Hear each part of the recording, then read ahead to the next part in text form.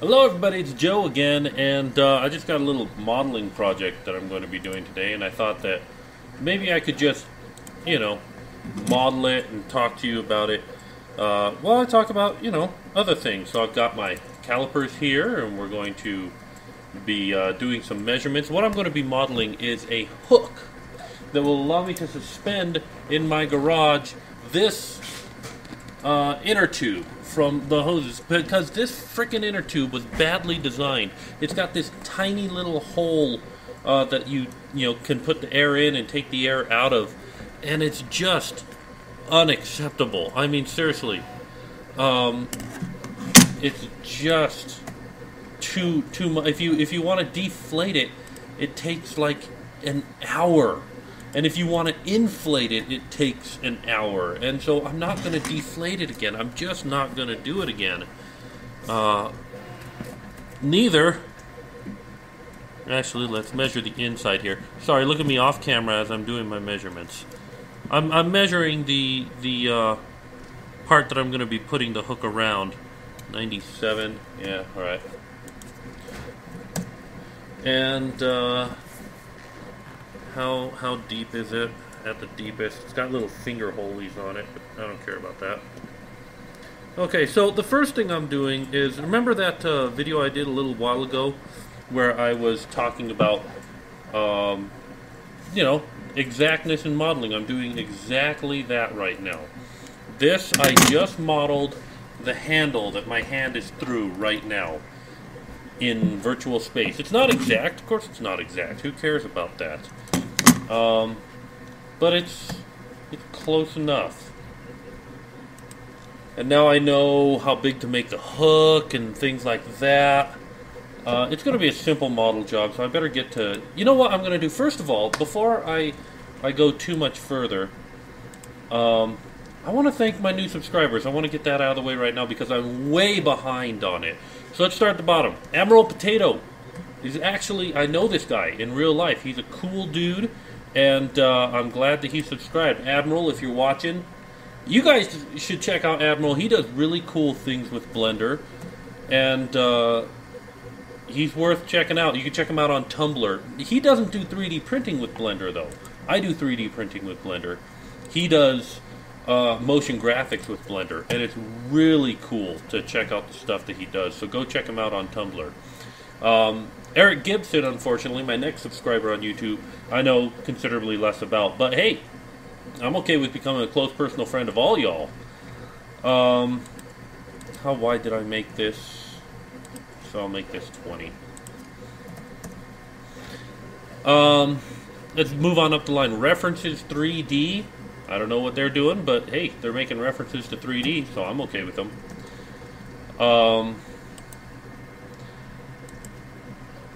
Roman Heglin, Josh Tenney, Lumperer, I'm sorry. It's a great name, though. Nathan Hendricks, YouTube user. Awesome, honestly, awesome. Andy C, who, is that Andy Cohen? Of the 3D Printing Today podcast? Ooh, I'm going to subscribe back to him if it is. Sletstov, it's Russian, so I'm going to abuse your name, and I'm so sorry.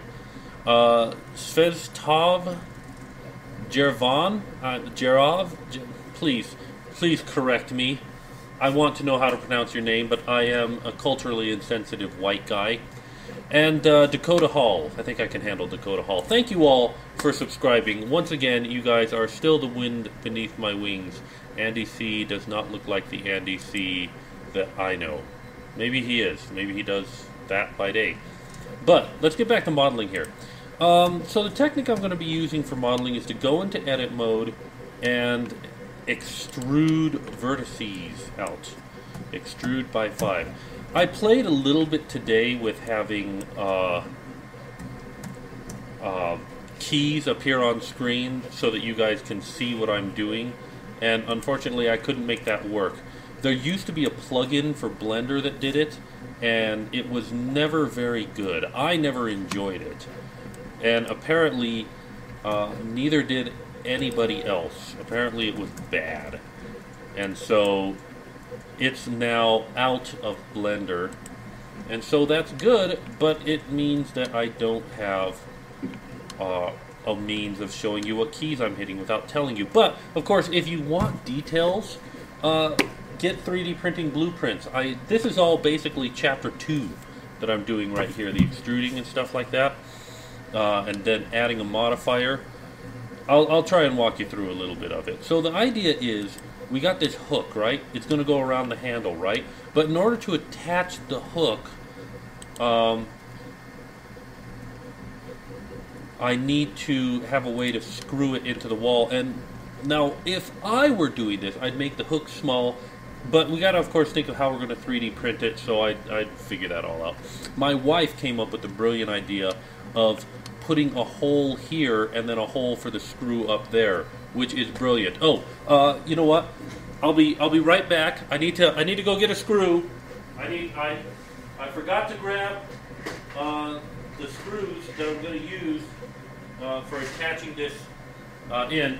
So, fortunately, you know, my workbench is in the garage. So, there's a basic shape, and it's just made with extruded. That's the basic shape. I wanted a little lip there to kind of hold it in place, but I wanted enough room to get it up over the lip. Maybe I'll do this, move this up just a little bit more.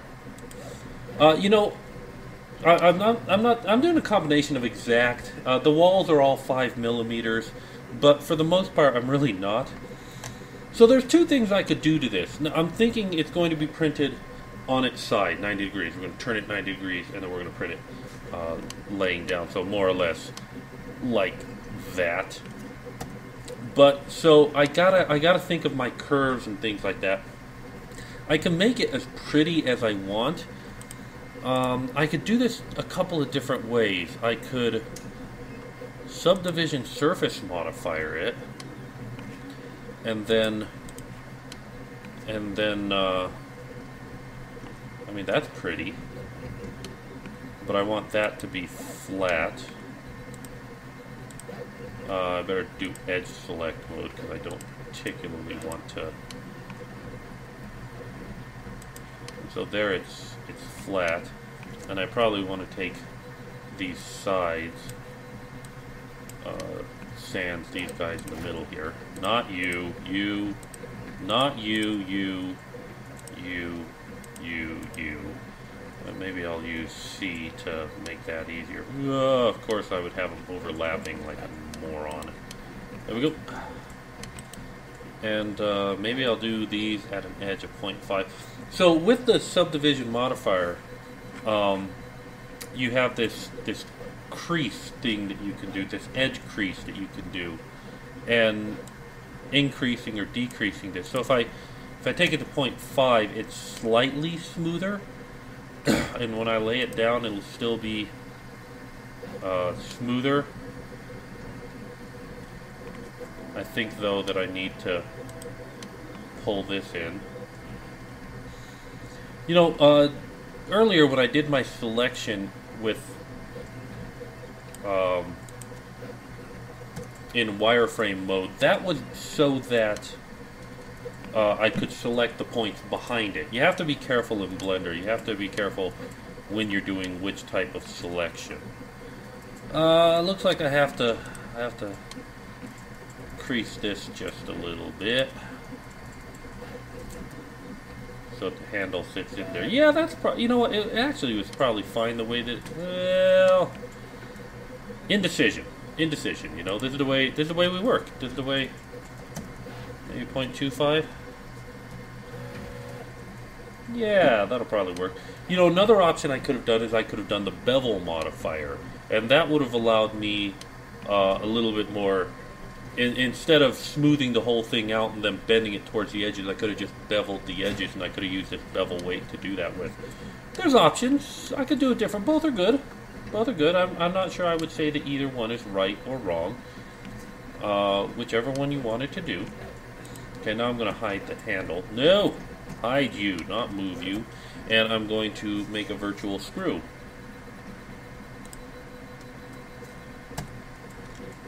The virtual screw is going to be based off of the real screw.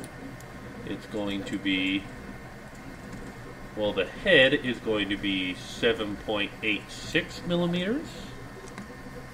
Yeah, no, you know what, most important is the body, I think. The body is rockin' 3.5. Let's do it this way. Make sure we got enough room to get the whole thing in there. 4 millimeters. So 4 millimeters means a 2 millimeter radius, because diameter, radius. Remember your math, kids. And then I'm just going to go into edit mode. Go back into point edit mode. And again, I'm doing this in wireframe. Here, let me show you what happens. If you select this in not wireframe mode, in solid mode, it doesn't select the points it can't see. However, in wireframe mode, you do the selection. It does, because in wireframe mode, it can see all the points. Even if they're like this, it can see them. Which means you can see them, which means groovalicious. Okay. There we go. What are we at? 7.7? 7.9. So let's push this out just a little bit more. So, too much. What I'm doing here is I'm looking at the dimensions of the piece after I do the edit, because I know that the initial radius here is what I was looking at is 4, but this one, scaling is hard to do exact. Actually, since I was going from 4 to 8, I could have just scaled it up by 2 if I were thinking ahead, doi, but I didn't. Instead, I was just eyeballing it and then coming out and seeing what the new XY dimensions of the whole cylinder was, which is, since that's the widest point, that's the new dimension. So, but obviously I didn't need to do that because I'm a doomkoff. Oops, back into it. Did I? Ooh, I wonder if I... 9 millimeters. Let's take a look at the edge length here. Edge length. What do we got there? 4.5. So theoretically,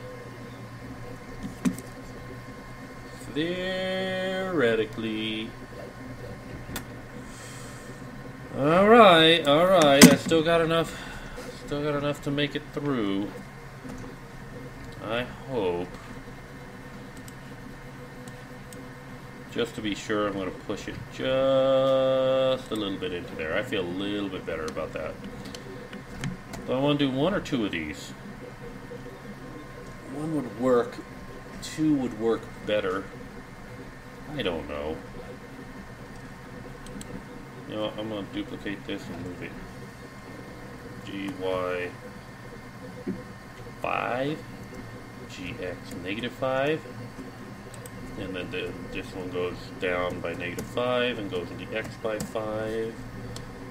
How do I feel about that? How do I feel about that? Let's try it out. I mean, what's the worst? What's the worst that could happen? Let's try it out. I'm concerned about whether this will have the structural integrity to work. Now check it out. I'm adding a Boolean modifier and I'm differencing out those cylinders, which I should really name. So let's go in. Let's start naming stuff. This cube is the handle. This cube is the hook. This cube is screw hole 1, and this cylinder is screw hole 2. There might be a better way to name these. I've never went looking for it because I found this one and I was okay with it. Alright, now we're going to Boolean difference screw hole 1 and screw hole 2. Now I'm going to go hide. That looks like a union. Hide those guys, and this is what I got. So it's doing a little cut in there. And it's doing a little cut in there. Do I like that? Yeah. If it doesn't work, if it ends up being a bad idea, it's no biggie. I'm just gonna wipe it out and do it again. I'll just do one hole. I'll just print one of them. I'll try it out, and no, I gotta print two of them. Okay, so now that this is done, that's the majority. I need to save this. So let's drop this into what is this? Snow tube hook. And let's export the STL. So I was going to talk about something else while I was doing this, but I ended up just talking about the process of doing it. Let's talk about the news. Let's talk about what's happening in the news. HP made the news this week because they're getting into doing 3D printers. And I think a lot of people went, oh, finally. I mean, they do 2D printers so good, they really should do, should not export, I should import. I'm re-importing it back in because I'm going to do a little bit of modifications to make it a little bit more 3D printable. I have so many. This is my junk folder, my onesies, twosies. Where's Tube? Why are we doing this? I did not ask for this. Okay, let's go back over here and export the STL. Snow tube hook. That's my problem. So HP is getting into 3D printing, and a lot of people are excited about it, and I was reservedly excited about it. But then I found out that the only reason they're getting into it, I still got to get import and export straight, is because, well, the only reason we heard about it is because the department who was handling it was under threat of being cut back, and so they had to generate. So I scaled in the X by 0 to flatten this edge to give me a nice edge to print with. So when I rotate it 90 degrees like this, something just fell off my print. This will print. This will print just fine. So HP got into 3D printing, and everybody was all excited about it.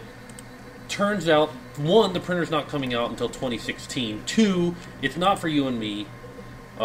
It's a high-end 3D printer, and which is weird because in 2 years, Stratasys and everybody else, their competition is going to have them beat before they hit the market.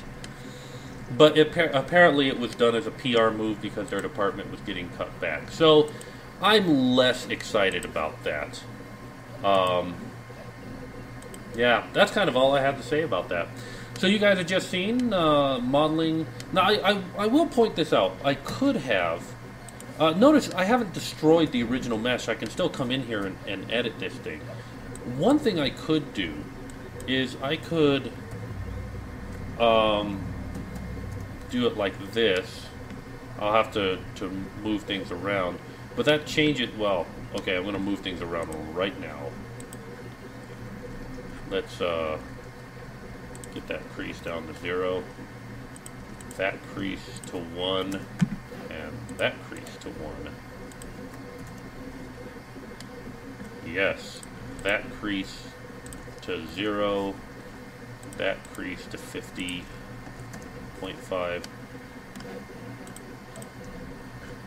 0.5, and 0. Let's fix my creases up. Alright, why does this still look silly? Because that crease is only 50. That crease really should be 1. And this crease and that crease should be 1. And this crease should be 1. I'm going to have to export and fix it again. But see, I edited the original the original object is still here, so I can still edit it and change it. And that makes that... I kind of liked it the way it was before. Not that way. Not that way. That way. I kind of liked it the way that way. But I want to fix these creases. So let's fix these creases. So using modifiers and not applying them creates non-destructive mods, and that's really cool in Blender. I love that you can go through and edit things like that. I'm going to have to re-export this. Why are you doing it like that? What's with that little doobly going on there? Yeesh. Maybe I'll just leave it the way it is. I'll save this, and if I have to edit it, I'll export it again. But there we go. Really quick hook project. I don't know how long this video took. 5 minutes? 10 minutes? No problem. Easy stuff. We were able to palaver a little bit about HP and still get it done in time. I'm going to go print 2 of these out and put them up and hopefully take this stupid inner tube that is impossibly difficult to deflate and get it up out of the way so that I can have my floor space back for the other things. But thank you guys for watching. I hope you guys enjoyed. I hope somebody learned something from this and that this will benefit you guys. Thank you again for all my subscribers, to all my subscribers. Well, thank you for my subscribers, but thank you also to my subscribers. You guys are the wind beneath my wings. Keep making awesome stuff, and I will talk to you next time.